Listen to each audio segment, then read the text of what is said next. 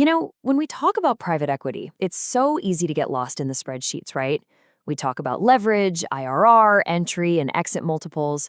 But what if the real secret sauce, the actual engine that creates all that value, isn't found in an Excel model, but in the boardroom? Today, we're going to peel back those financial layers and really dig into the art of PE governance, that hands-on approach that can take a pretty good company and make it an absolute powerhouse. So it all kicks off with this really fundamental question. We see it happen over and over again. A PE fund swoops in, takes a company private, and suddenly, boom, performance just skyrockets. So why is that? What exactly is it about the PE model that can unlock so much potential when a typical public company board, which is full of really smart people, often just kind of spins its wheels? Well, I'll tell you this much, it's not an accident. It is absolutely by design. All the way back in 1989, Harvard's Michael Jensen pretty much nailed the core of the problem. Public companies can suffer from something we call the principal-agent conflict. You've got the owners on one side, that's the shareholders, and the managers, the agents, on the other. Now, in theory, their goals should be the same, but in reality, well, a CEO might push for some flashy empire-building acquisition that gets their name in the headlines, but actually destroys shareholder value. Why? Because it looks good on their resume. And this massive disconnect can lead to inertia and a crazy focus on just the next quarter's stock price. Jensen saw that a new model was coming and private equity was ready to provide it. Okay, so if that's the problem, what's the solution? This is where we get into the PE governance blueprint. Think of it as a framework built on a few really powerful core principles that are designed specifically to fix the weaknesses baked into that old public company structure. It really all boils down to these three pillars: a strong sense of urgency, active ownership, and maybe most importantly, alignment of interest. Honestly, you can think of them like the legs of a stool. If you take one away, the whole thing just topples over. Yeah, they might sound a bit like corporate buzzwords, but trust me, when they're all working together, they create an incredibly powerful system for creating value, and fast. So let's break each one down. First up, urgency. Now, a public company can, in theory, exist forever, but a PE fund? Nope, there's a ticking clock.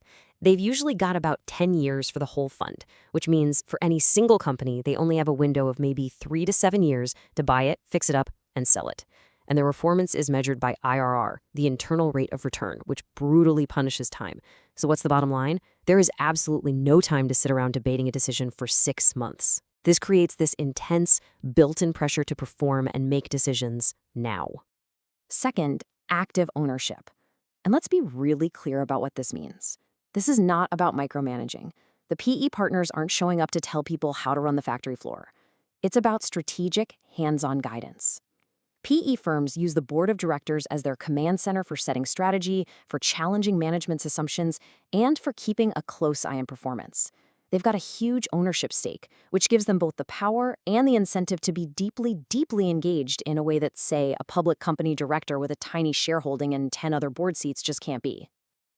And that leads perfectly to the third pillar, which is really the genius of the whole model: alignment.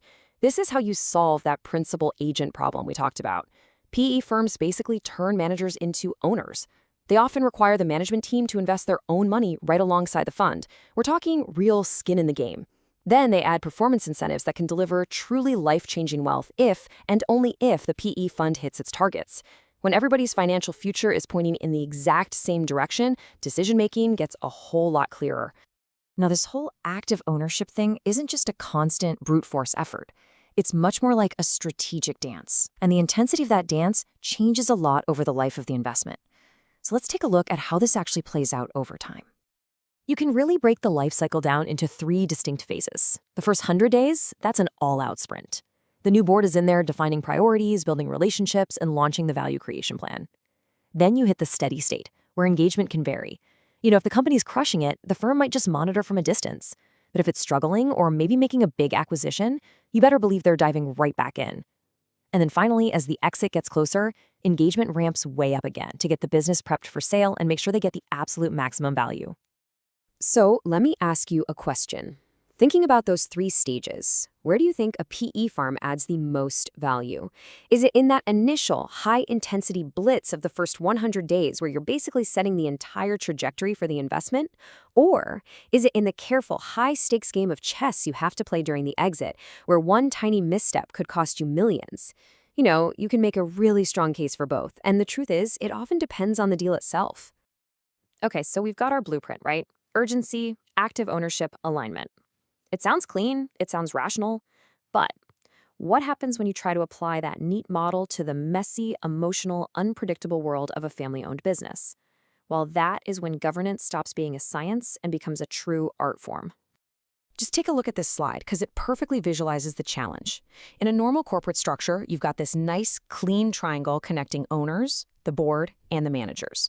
But then you look at the family business side. Whoa, you've got this fourth dimension, the family, just overlapping and influencing everything. A single person could be an owner, a board member, and a manager all at the same time. And their motivations might have nothing to do with IRR and everything to do with legacy or pride or even a sibling rivalry.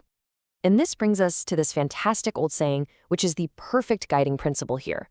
Govern a family as you would cook a small fish, very gently. I mean, what a great metaphor, right? You can't just storm in with your 100-day plan and crank up the heat. You have to be delicate. That special family glue, the history, the relationships, that's often the very thing that made the business so successful in the first place. As an investor, your job is to appreciate it and work with it, not against it. And here is a pro tip that you will definitely not find in a textbook. You have to assume that the most important decisions are not being made where you think they are.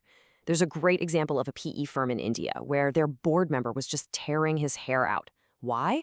Because he realized that all the really critical issues were being decided at these huge, multi-generational family dinners. The formal board meeting, it was basically just for show.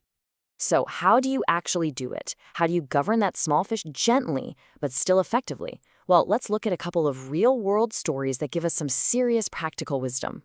So in this first case, you've got a truck assembler in Asia, and they've got a big problem. The sales team is only paid to sell trucks, so to hit their numbers, they're giving out super risky loans to customers. As you can guess, their non-performing loans are going through the roof. Now, the PE investor didn't just march in and dictate a solution. Instead, they did something really smart. They used their board seat to bring in a director who had deep, specific experience with this exact problem. That new director helped the company build a real credit department and, just as importantly, fix the incentive structure. It was targeted expertise, not a hostile takeover. Now, if you thought that was subtle, this next case from East Africa takes it to a whole other level. The legal due diligence, it looked perfect.